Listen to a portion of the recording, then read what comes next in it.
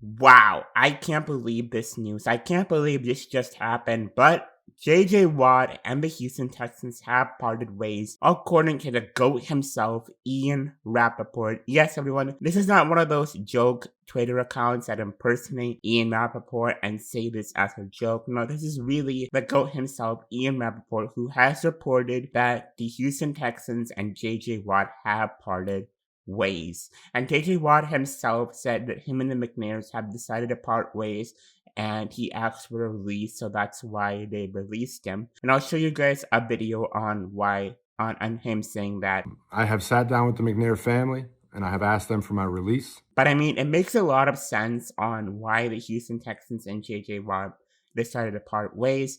I mean, you look at where the Texans are. I mean, they have a star quarterback who wants to be traded, hopefully to Chicago, in Deshaun Watson. And then they hired the wrong head coach. And then they hired, the wrong GM. And, it doesn't really make sense for the Houston Texans to have these two star players. I think that with JJ Watt gone, there's no way that Deshaun Watson stays in Houston.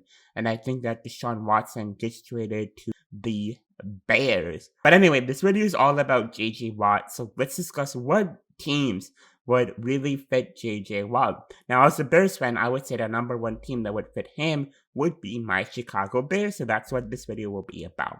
But before we get into that video, guys, make sure you like this video. Make sure to comment below your thoughts on JJ Watt to the Bears. Make sure you watch it all the way. Anyway, with that all being said, guys, let's dive right into the video. So, JJ Watt to Chicago. I mean, you look at JJ Watt, he's one of the top defensive ends in the NFL. I believe, according to PFF, they said that he was the seventh best defensive end.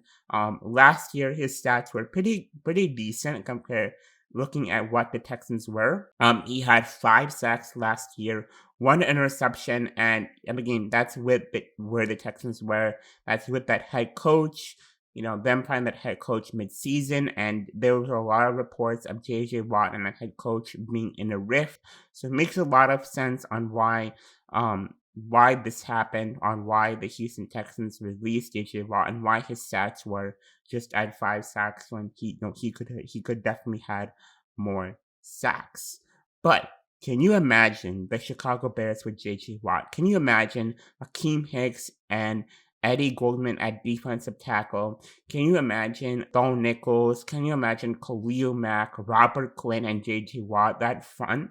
Can you imagine that? That would be amazing. And then a secondary with Eddie Jackson, Kyle Fuller, up and coming Jalen Johnson. Can you imagine that? That would be a lethal defense. And then my boy Sean Desai as a defensive coordinator. Can you imagine that defense? I mean, it would be better than 2018. I mean, I would presume that, the Chicago Bears would be the number 1 defense in the NFL with JJ Watt. It would be awesome to see him here. But here's the elephant in the room. Here's the issue, and it's the cap.